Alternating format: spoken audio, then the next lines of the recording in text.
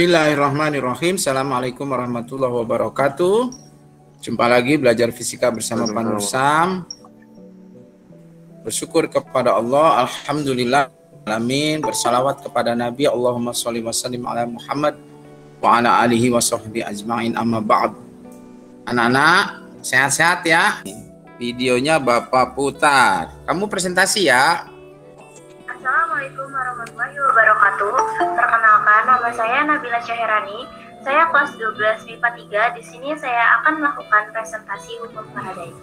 Mohon disimak dan diperhatikan. Terima kasih.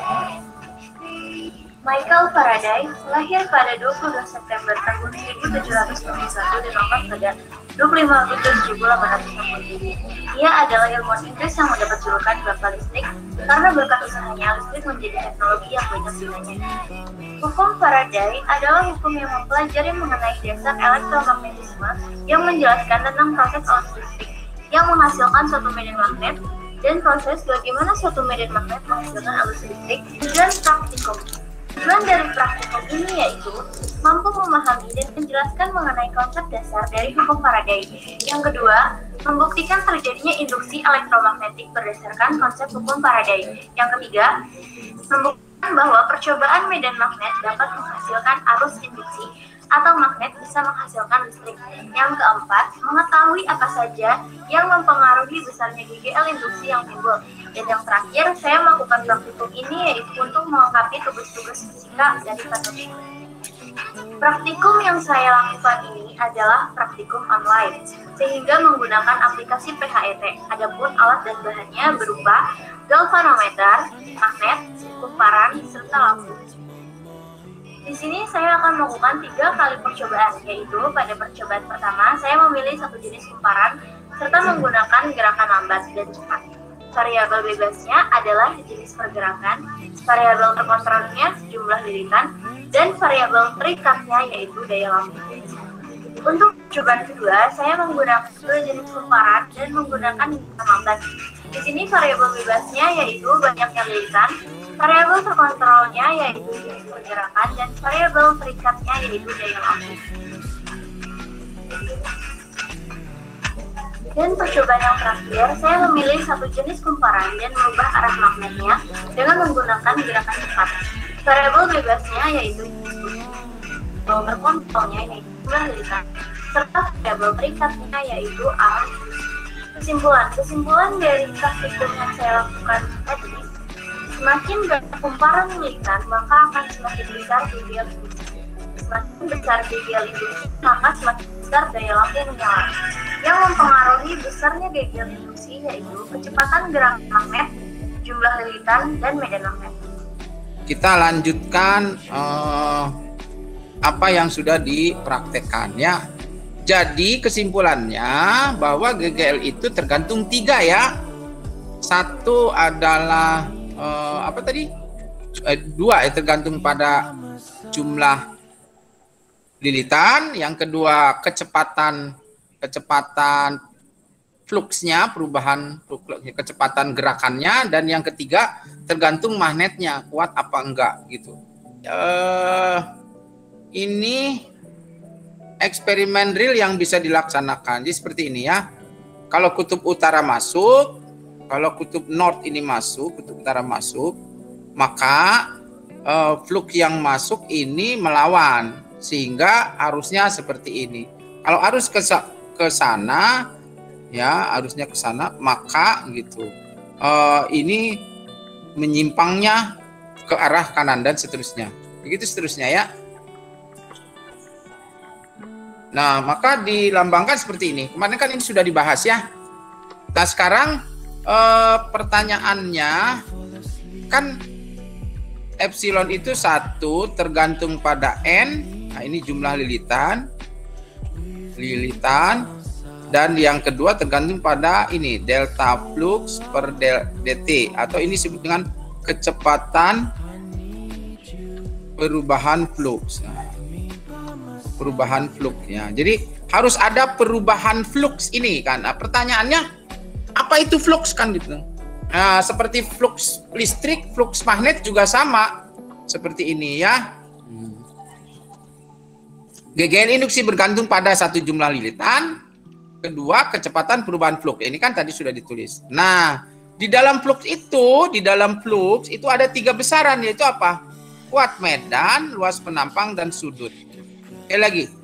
Jadi bagaimana supaya terjadi perubahan flux?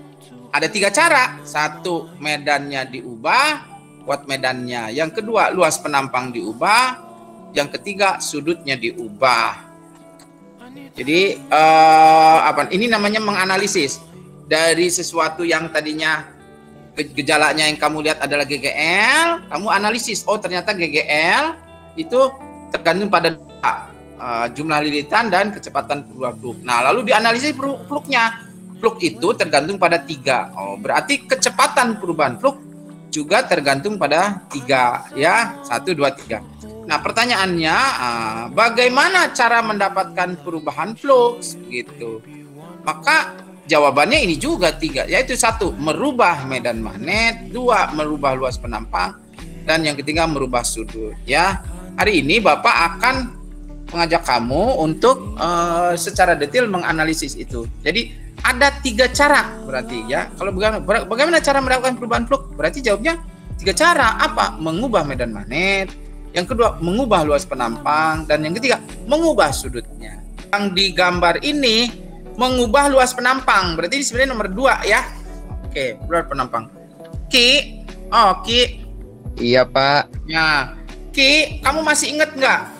Dulu Bapak pernah menggambarkan apa bedanya arah titik sama arah silang. Ini artinya kemana? Keluar dari papan tulis ini menuju kita. Ini artinya ke selatan, ke belakang kita ini selatan nih arahnya. Ini arah ke utara gitu. Coba masih ingat nggak itu?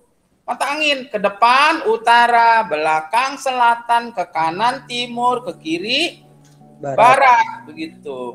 Ya, anak-anak, maksud Bapak ini adalah flux ini medan magnet. Ini medan magnet titik-titik semua. Ini medan magnet titik-titik itu artinya medan magnetnya ke arah kita gitu. Coba nih, nah flux itu ketika ini posisi ini kumparan ini kawat, nggak ada satupun yang masuk ke dalam sini. Tapi begitu digeser, nah mulai ada yang masuk. Jadi waktu tadi di sini, ya ini waktu di sini ini tidak ada flux yang masuk. Begitu digeser, nah ada perubahan flux. Jadi selama sepanjang di sini itu fluxnya sama aja, ya kan, di sini di tengah. Tapi begitu di pinggir, ini yang masuk cuman separohnya. Inilah yang disebut dengan terjadi perubahan flux mulai dari 0, di sini full, sekarang berakhir di setengahnya. Setengah itu berapa? Kalau fullnya 100, berarti sekarang tinggal 50 gitu. Ya, ini mengubah luas penampang. Anak-anak sekalian, nah ini juga gambaran yang seperti itu. Ulangi lagi. Coba, kalau tadi ini digeser, mulai dari fluxnya 0, fluxnya itu maksudnya ini medan magnet yang menembus, balik lagi ke sini, di sini nggak ada kan yang nembus tuh. Nggak ada yang menembus. Tapi begitu diklik ini, mulai masuk, full, terakhir setengah, berarti tetap berubah. Sedangkan yang ini, yang bawah, ada nggak yang masuk ke kotak ini? Ada, ini ada sebanyak berapa? Ini full, ya kan? Atau misalnya ini 100, misalnya 100. Maka ketika ini digeser, berubah. Bisa jadi berapa? Bisa jadi 700 itu sekarang. Bisa jadi 700. Ini loh, garis-garis ini nih. Garis-garis, ini sebenarnya kan garis-garis banyak gitu. Tuh, garis-garisnya ke sini keluar semua gitu. Gitu. Jadi flux itu seperti itu. Jadi ulangi, ini fluxnya sedikit, setelah ini fluxnya banyak sekali. Jadi berlipat-lipat. Itu cara mengubah luas penampang. Luas penampang makin besar, maka fluknya makin besar. Ingat ini, fluk itu adalah BA cos theta. Jadi kalau luas penampangnya diperbesar, fluknya akan berubah menjadi besar. Selama ada perubahan, berarti ada GGL begitu. Oke, nak ya. Rumusnya jadi ini. Epsilon kan dari awal seperti ini. Nah, fluksnya yang berubah adalah A-nya. Ini delta. Nah, anak-anak sekalian, ini kumparannya cuma 1. Jadi, ini sama dengan 1 kali B kali delta A per delta T gitu. Min 1 ya, min 1. Oke. Kali B kali delta A. Nah, delta A-nya ini kan tadinya di sini, tadinya kan di sini. Ya kan? Ini dasarnya E. Delta A-nya ini yang bergeser ini sejauh apa? Sejauh delta S berubah.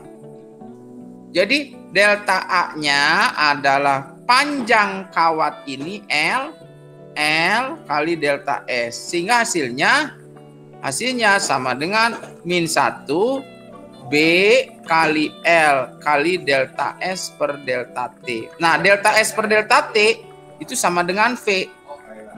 Untuk yang luasnya diubah, GGL itu sama dengan minus BLV. Apa itu B-nya? Medan magnet. Kemudian L-nya panjang kawat ya. Dan V-nya adalah kecepatan. Pada saat mengubah A berarti variabel bebasnya A. Variabel terikatnya tetap flux. Nah, medan magnet dan sudutnya variabel terkontrol. Ya, itu tidak diubah. Ya. Jadi rumusnya GGL adalah minus BLV. Minusnya tetap karena apa? Karena arahnya itu arah arus. Untuk menentukan arah arusnya harus diberi tanda negatif mengikuti hukum Lenz. Maksudnya apa? Ya, jadi balik lagi ke sini. Jadi ketika ini digeser ke kanan, bergerak ke kanan, itu harus muncul perlawanan. Perlawanannya berbentuk gaya. Nah, ini ternyata gayanya gaya Lorentz. Gaya Lorentz. Nah, berapa gaya Lorentz-nya? F-nya gitu. F-nya menjadikan rumusnya tetap BIL kan gitu. Kawat PQ panjang 50 cm digerakkan tegak lurus panjang kawat AB. Memotong medan magnet serba sama 0,05 Tesla seperti pada gambar berikut. Ya, oke. Besar dan udah, Pak. Ya, besar dan arah. Ya, oke, ya. Udah. Coba perhatikan ya. Jadi, ini kan ini apa namanya?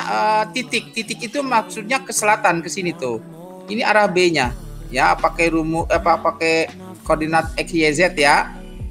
Ini X, ini Y, ini Z. Jadi ini Z. Nah, jadi ke sini tuh ya. B-nya ke sini, yang ini nih.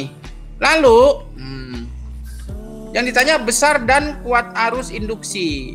Jadi ini kamu identifikasi. Kuat panjang itu L, ini 0,50 meter gitu ya. Digerakkan tegak lurus. Nah, ini ketika tegak lurus tetanya itu sama dengan 0 derajat. Ya. Tegak lurus itu 0 derajat. Ya.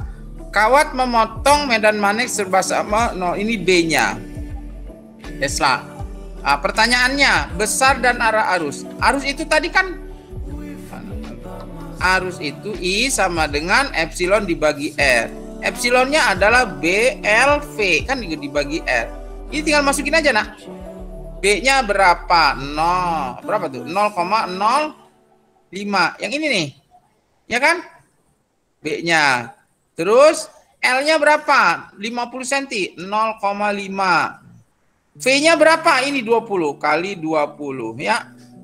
Dibagi R-nya berapa? 0,5 ampere. 0,5. Makanya dicoret tuh.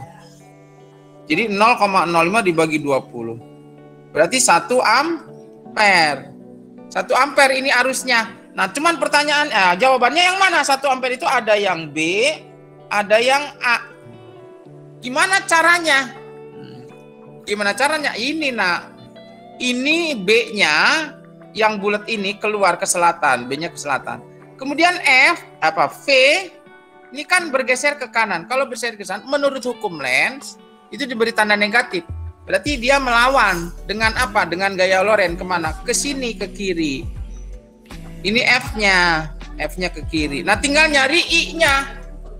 FBI itu loh, FBI. Ayo, F-nya ke sana, ya. F-nya ke kiri, ke barat.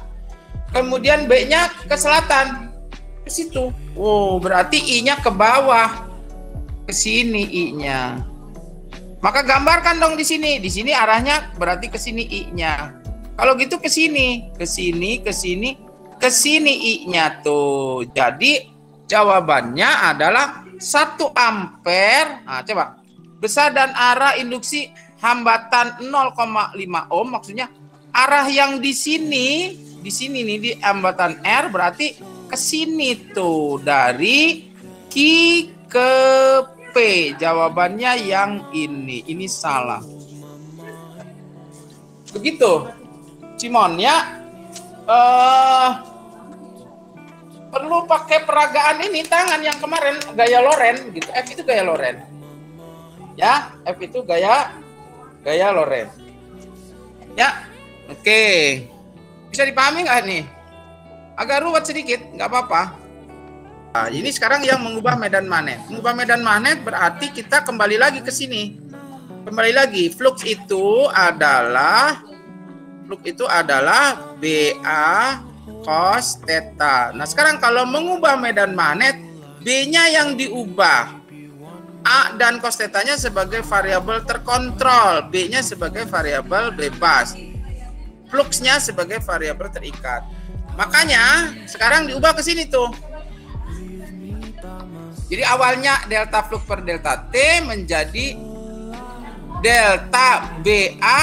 Nah, ini diganti fluxnya per delta T. Pak, cos theta-nya kenapa? Nah, asumsinya kalau tegak lurus, theta-nya sama dengan 0 derajat, cos theta berarti 1. Jadi ini sebenarnya delta B kali A kali 1 dibagi delta T.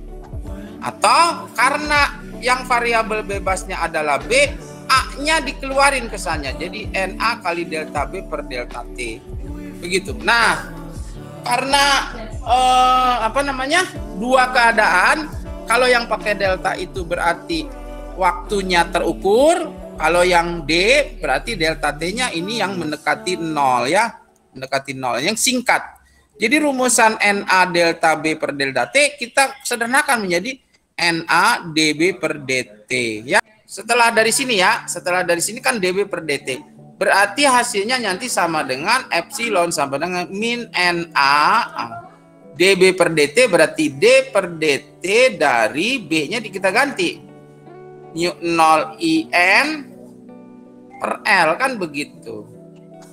Nah, terus yang berubah ternyata ini juga I-nya, berarti mu-nya naik keluar. Makanya sama dengan N-nya menjadi kuadrat tuh. Iya, jadi mu-nya keluar, mu gitu. N-nya dikalikan N kuadrat. A-nya tetap ada di sini. L-nya tetap di luar. Tinggal DI per dt. Jadi tinggal delta I DI per dt. Karena ini berlaku untuk sesaat, kalau yang terukur menjadi delta I per delta T. Jadi hasilnya sekali lagi rumusnya jadi panjang ini tuh. Kenapa ini? Karena tergantung pada magnetnya. Kalau magnetnya magnet buatan solenoida, kan solenoida kalau yang lurus, kalau yang melingkar gini namanya toroida. Makasihnya adalah min mu n kuadrat A per L. Nah ini sering disingkat menjadi sesuatu yang kita sebut dengan L. Jadi kalau begitu E epsilon sama dengan min L DI per dt dengan catatan bahwa L-nya itu adalah mu n kuadrat A dibagi L. Ini disebut induktansi kumparan. Ini disebut induktansi kumparan ya. Kumparan 100 lilitan mempunyai penampang 0,2 meter. Medan magnet pada kumparan berubah dari 20 Tesla menjadi 0 dalam waktu 2,0 detik. Berapa GGL induksi pada kumparan? Jadi ini Najwa, kumparan 100 lilitan ini kan N, ya kan? Mempunyai penampang ini kan A. Medan magnet pada kumparan berubah. Medan magnet pada kumparan dari Tesla menjadi ini B1, kan begitu. Ini B1 sama dengan 20 menjadi 0, ini B2 gitu ya. Dalam waktu 2,0 detik ini delta T. Maka jawabannya begitu. Ya, ini karena yang berubah medan magnet. Jadi minus N kali A kali delta B per delta. Tinggal masukin angkanya, N-nya 100 kan begitu. 100 kali 0,22 kali delta B-nya dari 20 menjadi 0, berarti 0 dikurang 20 dibagi delta T-nya 2,0. Jadi hasilnya begitu ya. Ini betul salah betul ya. 100 kali 0,02 2. 20 dibagi 2 10, jadi 20 volt. Oke, begitu. Ya. Kumparan 500 mH dialiri arus listrik I sama dengan 2,0 sin 50 Vt. Berapa besar GGL saat T sama dengan 1/3 detik? Berapa besar GGL maksimum? Ya. Ini dibacanya Sebi mili Henry, H-nya Henry. Ini mili. Berarti kumparan ini yang disebut dengan induktansi. Ini L 500 mili Henry dijadikan Henry. Jadi 500 bagi 1000, 0,5 Henry begitu. Dialiri arus listrik I. Ya, I-nya ini 2,0 sin 50. Berapa besar GGL saat T sama 1/3 detik? Nah, L-nya yang rumusnya L DI per DT. Sorry, langsung aja min L. L-nya karena L-nya sudah ada, ini L. Pakai rumus epsilon min L DI per DT. D sama dengan, masukin aja 0,5 DI per DT atau ini D per DT dari I-nya masukin 2,0 sin 50 PT ya. Nah, yang ini yang 20 itu keluar karena dia konstanta. Jadi tinggal turunan dari sin 50 PT. Ini yang harus ini. Coba Bapak ulang lagi tulis supaya jelas tulisannya. Jadi pekerjaan matematika kamu di sini sama dengan ini 20-nya dikeluarin ya. 20 kali 0,5 kan 10. Jadi min 10 gitu kan. Turunan dari D per DT dari sin 50 PT. Coba jadi ini min 10 ya kan? Turunan dari sin 50 PT. Turunan dari sin kan cos. Ya kan? Turun cos, tapi di sini ada fungsi lagi di dalam. Turunan dari 50 PT adalah 50. Jadi ini menjadi 50 pi. Turunan sin cos 50 PT. Nah, makasihnya min 10 kali 50 kan min 500 pi gitu ya. Cos T-nya 1/3. Jadi cos 50 pi per 3. Berapa 50 bagi 3? 50 bagi 3 dapat berapa? Dapat 10. Kalau 13 49 ya? 39. Ayo. 16 2 per 3. Nah, yang 16 pi-nya kan buang, tinggal 2/3 pi kan? Gitu. Nyambung nggak nih Bapak ngomong? Min 500 pi gitu ya. Susah, jadi, Pak. Nyambung ya. Tadi dijawab tuh sama Bu Ine tuh 50 dibagi 3 16 2/3. Yang 16-nya itu kelipan dari 2 kan? Kelipatan dari 2. Jadi yang diambil 2/3. 2/3 pi ya. Min 500 pi kali cos 2/3 pi. 2/3 pi itu kan 120 derajat ya kan? Arti nggak tuh 120 derajat? Ya kan? 120 derajat itu berarti kuadran kedua, cos itu negatif. Jadi hasilnya min setengah. Cos 60 kan min setengah. Ngerti nggak nih? Nyambung nggak nih? Cos 60 120 itu. Ya. Min setengah berarti min setengah kali 500. Jadi hasilnya adalah berapa tuh? Plus jadinya kan? Jadi 250 pi. Kalau yang ini. Berapa besar GGL induksi maksimum? Ya balik lagi ke rumus ini. Ke rumus hasil ini. Bapak tulis di atas saja ya biar kelihatan jelas. Kan hasilnya E sama dengan min 500 pi, ya kan? Min 500 pi kali cos 50 pi T. Maksimum berapa? Kalau maksimum ininya 1. Jadi hasilnya 500 pi A. Masih, Pak. Mon, tadi masih ingat yang pertama mengubah luas, yang kedua tadi barusan mengubah medan magnet. Yang ketiga sekarang mengubah sudut. Ya, mengubah sudut. Ya, mengubah sudut ya. Kenapa? Karena flux itu ulangi lagi adalah BA cos theta. Jangan lupa theta itu adalah omega kali T. Ya. Jadi sebenarnya flux itu sama dengan BA cos omega T. Gitu. Jadi ketika di awal N d flux per dt, maka B dan A-nya itu menjadi variabel terkontrol. Kalau variabel terkontrol, dia tidak ikut di diferensialkan, ya, karena dia dianggap konstan.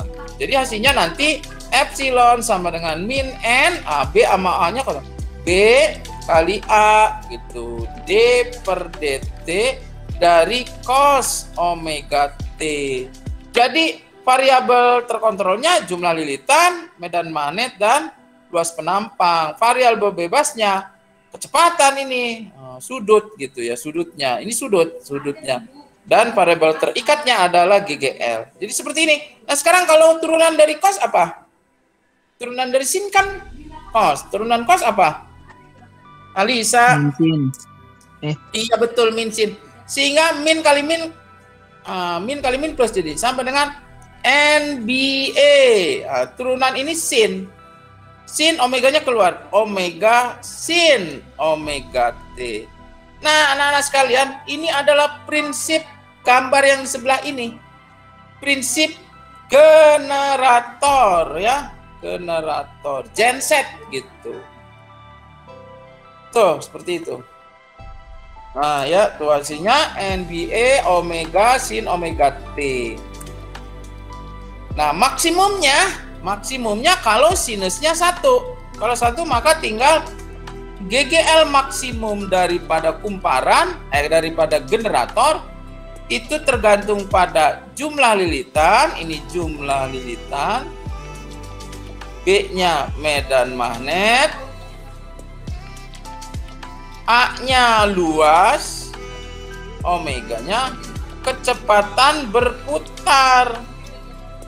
Apanya yang berputar? Ini kumparannya diputar ke sini gitu. Coba nanti kamu lihat ininya, kumparan itu. Jadi makanya kan turbin itu memutar turbin pakai air. Nah, sekarang bagaimana caranya bisa memutar itu? Tinggal kamu mau memutar sendiri pakai tangan bisa. Nanti hasilnya listriknya ada. Tapi kalau pengen lebih kenceng, diputarnya jangan pakai tangan kan begitu. Sehingga anak-anak rumusan ini nih GGL genset maksimumnya NBA omega gitu, kurang lebih diterjemahkannya begini. Oh, pantesan ya genset yang kecil sama genset yang gede hasil powernya lebih besar yang gede. Kenapa? Kalau yang gede luas penampangnya juga lebih besar. Terus yang gede lilitannya pasti menampung lebih banyak. Yang gede bisa menggunakan magnet yang kuat gitu. Lalu nanti diputar. Nah, genset itu diputarnya pakai apa? Kan begitu. Nah, karena mati listrik ya diputarnya pakai mesin diesel atau mesin pemutar gitu ya. Generator berikut ini memiliki 10 lilitan dan luas penampang 20 cm persegi. Jika kuat medan magnet yang menggunakan 2,0 T dan diputar dengan kecepatan 1 s, berapa GGL maksimum? Ya, Nabila, 10 lilitan itu kan N ya, jumlah lilitan. Luas penampang itu area A gitu Nabil ya. Medan magnet itu B gitu. Kecepatan rad per second itu omega. Berapa GGL maksimum? GGL maksimum itu tadi rumusnya NBA omega. Begitu doang tuh. Mudah ini. N-nya 10, B-nya 2, A-nya 20, tapi kali 10 pangkat min 4. Ini loh, sentimeter persegi. Jadiin meter persegi kali 10 pangkat min 4. Kali omega. Omega aja 100. Ngitungnya gampang tuh ya. 2 kali 20 kali 10, 400. Ya kan? Ini 10 pangkat min 4, ini 10 pangkat 2. Kali 10 pangkat min 2. Jelaskan 4 cara untuk meningkatkan GGL maksimum dari generator. Apa? 1. Yang tadi bukan, Pak? 4 sekarang. Yang ini. Yang pertama tadi ubah luas penampang. Itu mah cara menghasilkan flux. Ini cara meningkatkan GGL maksimum. Kalau GGL maksimum kan rumusnya ini, F epsilon maksimum sama dengan N B omega A. Jadi berarti perbanyak lilitan ya Pak ya? Ya betul. Terus apa lagi? Terus luas penampangnya dituin lagi, dibesar ya, diperbesar. Dibesarin juga. Terus apa lagi ya? Medan magnetnya diperbesar. Ya, kecepatan muternya kenceng gitu. Iya, ya kan itu kecepatan rotasi. Satu lagi, kuat medan magnet. Pakai magnet yang gede. Kan gitu kan magnet bisa dicari yang gede, yang kecil, yang gitu-gitu kan? Iya. Iya, Pak. Begitu.